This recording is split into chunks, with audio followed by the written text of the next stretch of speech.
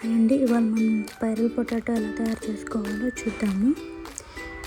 Potatoes తీసుకోవాలి. Potatoes తీసేసుకొని వాటిని సన్నగా స్లైసెస్లో రౌండ్గా వచ్చేటట్లుగా మనము కట్ చేసుకోవాలి. కట్ చేసుకున్న వీటిని సాల్ట్ వాటర్లో వేసేసి వాష్ చేయాలన్నమాట. బ్లాక్ అవ్వకుండా ఉంటాయి. సో అట్లా ఫుల్గా మంచిగా వాష్ చేసేసి పక్కన పెట్టేసేసుకొని, తర్వాత ఇప్పుడు ఒక కప్పు మైదాలు, 2 టేబుల్ స్పూన్ కార్న్ఫ్లోర్, మళ్ళీ మనకి కారము, సాల్ట్, గరం మసాలా వేసి వాటర్ పోసి అలా మిక్స్ చేసేసుకోవాలి. థిక్ కన్సిస్టెన్సీ వచ్చే వరకు అట్లా పోసుకొని కొంచెం వాటర్ కలుపుకొని అలా మిక్స్ చేసేసుకొని అందులో పొటాటో స్లైసెస్ వేసి వాటిని కూడా మంచిగా మిక్స్ చేసుకోవాలి. తర్వాత స్టిక్ తీసుకొని చేసుకొని ఒక 1 by 1 కొంచెం గ్యాప్ ఇవ్వాలి. కుచ్చేసేసుకొని మనం వాటిని పక్కన పెట్టేసేసుకొని ఒక ప్యాన్ తీసుకొని అందులో ఆయిల్ పోసేసుకొని డీప్ ఫ్రైకి కావాల్సినంత ఆయిల్ పోసేసుకోవాలి.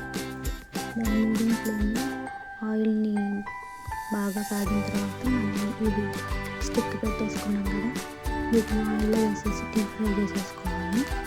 వాటిని మనం రొటేట్ చేస్తూ ఉండాలి. ఒకవైపు కాలిన తర్వాత ఇంకోవైపు అలా రొటేట్ చేస్తూ మంచిగా కాల్చుకోవాలన్నమాట. తర్వాత వీటిని తీసి ప్లేట్లోకి తీసేసుకుందాము. ఇప్పుడు స్టిక్స్ లేని వాళ్ళు ఉంటారు కదండి, వాళ్ళకి ఇట్లా మామూలుగా స్లైసెస్ని ఇట్లా డైరెక్ట్గా మన ఆలూ చిప్స్ కానీ ఆలూ బజ్జీ టైప్లో ఉంటుంది కదా, అలా వేసేసుకోవడమే స్లైసెస్. ఇలా కూడా సేమ్ టేస్ట్ మాత్రం 2 సేమే ఉంటాయి. కాకపోతే అదేమో స్టిక్తో చేసాము, ఇది జస్ట్ నార్మల్గా స్టిక్ లేని వాళ్ళ కోసము ఈ సెకండ్ మెథడ్ చెప్తున్నాను అనమాట.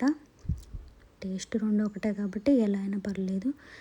వర్షం పడుతున్నప్పుడు మంచిగా పిల్లలు ఏదైనా అడిగినప్పుడు ఇలా వేసి పెడితే బాగుంటుంది. టేస్ట్ ఎలా ఉందో ఒకసారి మీరు ట్రై చేసి కామెంట్ చేసి లైక్, షేర్ అండ్ సబ్స్క్రైబ్ చేసుకోండి నా ఛానల్ని. అలాగే ఇవి ఫ్రై అయిన తర్వాత వీటిని ఒక ప్లేట్లోకి తీసేసుకొని చాట్ మసాలా ఉంటుంది కదండి, చాట్ మసాలా వేసుకొని తింటే అలా కూడా బాగుంటుంది అనమాట. కెచప్తో కూడా బాగుంటుంది.